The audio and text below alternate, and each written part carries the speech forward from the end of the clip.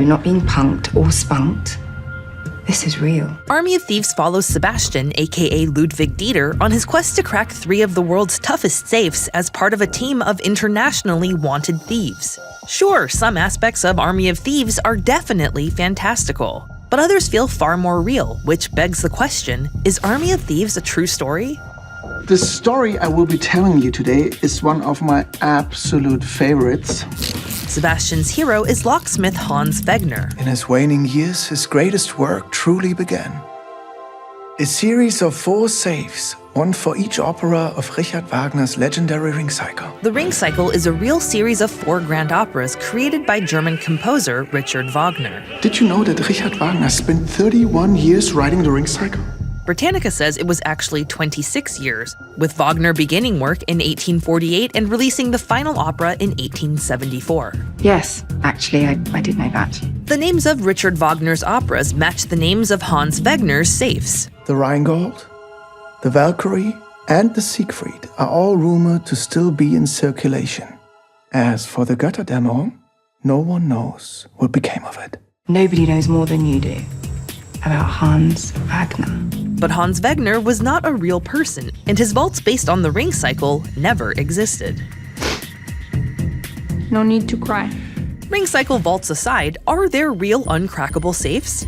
Locksmiths throughout history have boasted of creating infallible locks, and safecrackers have gone to great lengths to prove them wrong.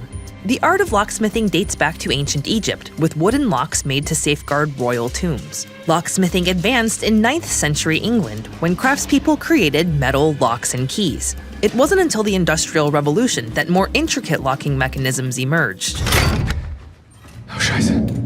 What? What's going on? It just detected my presence.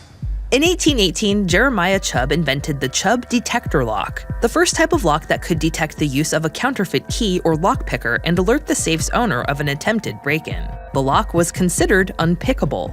The first person to crack the Chubb detector lock had brilliance and showmanship to match Sebastian's. American locksmith Alfred Charles Hobbs boarded the steamship to the Great Exhibition in London in 1851 just to prove that the Chubb detector lock wasn't all it was cracked up to be.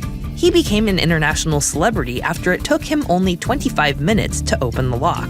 Days later, Hobbs picked up the Brahma Challenge lock, a lock with 470 million possible permutations. He was the first person to master the lock since its creation in 1790. The task took Hobbs 51 hours over the span of 16 days.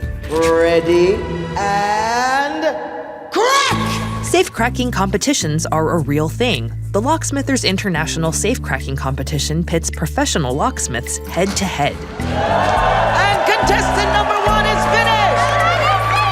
finished! Renowned locksmith Dave McOmie is known for holding so-called penetration parties, safe-cracking extravaganzas where locksmiths get together and work simultaneously to open as many stubborn safes as they can. But enough about Sebastian and safes, let's talk Gwendolyn.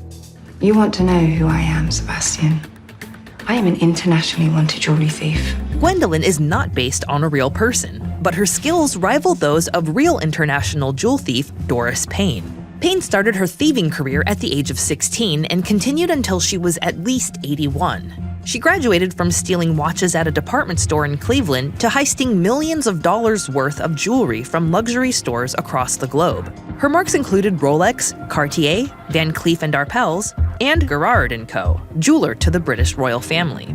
Payne had 32 known aliases and at least 9 passports. With law enforcement unable to prove many of her crimes, Payne only spent 5 years in prison.